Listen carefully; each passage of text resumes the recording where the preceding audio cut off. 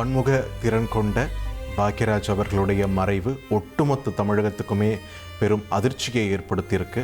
ஒரு சாதாரண நாளாக தொடங்கிய ஒரு தினம் அன்று வாக்கிங் போயிட்டு வந்தவருக்கு நெஞ்சுவலி ஏற்பட்டு மாரடைப்பின் காரணமாக உயிரிழந்தார் என்ற ஒரு செய்தி நேற்று மொத்த நாளையுமே ஊடகங்களை எந்த அளவுக்கு ஆக்கிரமிச்சிருந்தது அப்படின்றதையும் நாம் பார்த்தோம். அந்த வகையில் தற்பொழுது அவரது உடலுக்கு காவல்துறை அணிவகுப்பு மரியாதை வழங்கப்பட்டு இறுதி ஊர்வலமானது நடைபெற்று வருகிறது. நுங்கம்பாக்கத்திலிருந்து பெசநகர் மின்மயானத்தை நோக்கி அந்த இறுதி ஊர்வலமானது தற்பொழுது மெல்ல நகர்ந்து வரக்கூடிய நிலையில் பெசநகர் மின்மயானத்திலையும் அவருடைய உடலுக்கு இறுதிச் சடங்குகள் செய்வதற்காக அங்கே களமானது தயாராகி கொண்டிருக்கிறது. அங்கே முன்னேற்பாடுகளும் செய்யப்பட்டு வருகின்றன அப்படின்றதையும் காட்சிகளூடாக பார்க்கிறோம். நாம் இப்போது திரையில் பார்க்கக்கூடியது ஒருபுறம் அவரது உடலுக்கு கிடைக்கப்பெற்ற அணிவகுப்பு மரியாதை, மற்றொரு புறம் பெசநகர் மின்மயானத்தில் என்ன நடவடிக்கை எடுக்கப்பட்டு வருது, தற்போது அங்குள்ள சூழல் என்ன என்பது தொடர்பான காட்சிகளை நாம் பார்த்துட்ருக்கோம். இன்னும் சில மணித்துளிகளில் அவருடைய உடலானது பெசநகர் வந்து சேர இருக்கிறது. நுங்கம்பாக்கத்திலிருந்து புறப்பட்ட அந்த இறுதி ஊர்வல வாகனமானது தற்பொழுது பெசநகரை நோக்கி பயணித்து வருகிறது. அந்த காட்சிகளைத்தான் திரையில் பார்க்கிறோம்.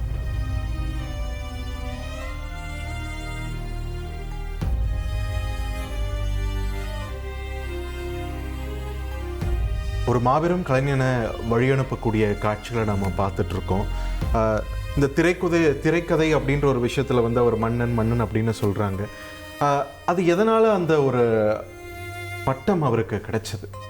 ஏன்னா அது ரொம்ப விசிபிளான ஒரு விஷயம். நம்ம தமிழ் சினிமாவில் அதுக்கு முன்னாடி வரைக்கும் வசனம் அப்படிங்கிறத பற்றி தான் ரொம்ப பெருசாக பேசுவாங்க. ஒரு காலத்தில் பாடல்கள் அது பாகவதர் காலத்தில் அப்போ தானே பாடல்களை ஆசுகவியாக உடனடியாக பாடக்கூடிய இசை ப்ளஸ் குரல் நல்லா இருக்கிற பாடகர்கள் பாகவதர்கள் இவங்கெல்லாம் தான் பெரிய ஸ்டார்ஸாக இருந்தாங்க.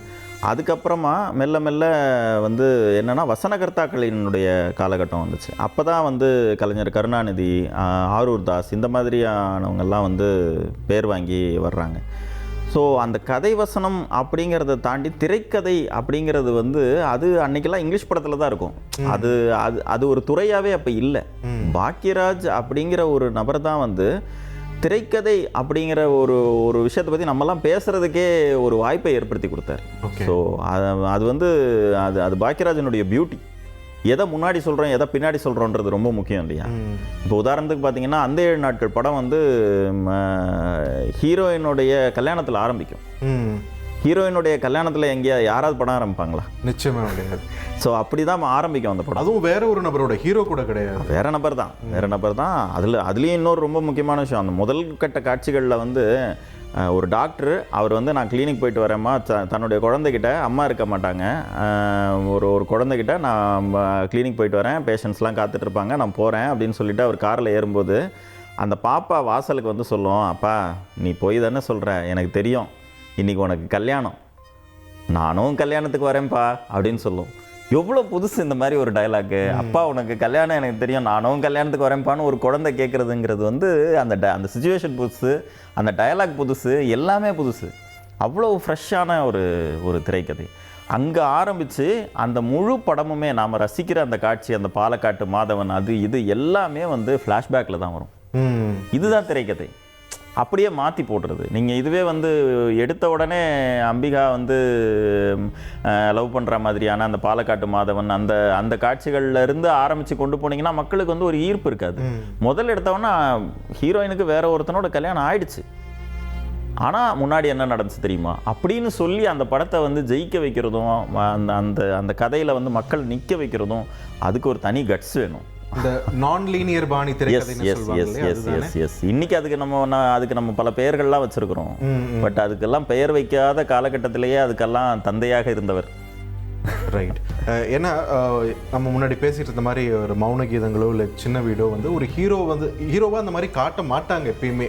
அவர் ஒரு ஏகபத்தினி விரதனாக இருப்பார், ரொம்ப நல்லவராக இருப்பார், அப்படியான மனிதர்களாக பார்த்து அப்படி இல்லைனாலும் ஏதோ சுச்சுவேஷன்னால அவர் அந்த மாதிரி ஆயிடுவார். அவர் அதை ஜஸ்டிஃபை பண்ணுவாங்க.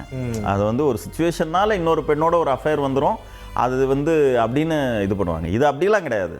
அவன் அந்த ஹீரோ ஒரு அவன் புத்தியே அப்படிதான். ஆனாலும் பெண்களுக்கு பிடிச்ச கதாபாத்திரமா அது மாறினதுக்கு காரணம் திரைக்கதை வலுவா இருந்தது. ரைட். பாக்யராஜ் அவர்களுக்கு அந்த திரைக்கதை மன்னன்னு சும்மா சாதாரணமா தரல, அதுக்கு பின்னாடி ஒரு மாபெரும் ஒரு இமாலய உழைப்பு இருக்கு அப்படின்றது இது பட்டவர்த்தனமாக்குது. 1,31,00,000 மனங்களை வென்ற தந்தை டிவி யூடியூப் சேனல். தவிர்க்க முடியாத தம்ப்நெயில், கலக்கலான கான்டென்ட்ஸ். நீங்களும் இந்த குடும்பத்தில் இணைய இப்பவே சப்ஸ்கிரைப் பண்ணுங்க. அசுரபலம் கொண்ட எங்கள் டிஜிட்டல் கரங்களில் உங்கள் விளம்பரங்களை சேர்க்க வாட்ஸ்அப் பண்ணுங்க. 893988883778. Email advttv@dttv.in.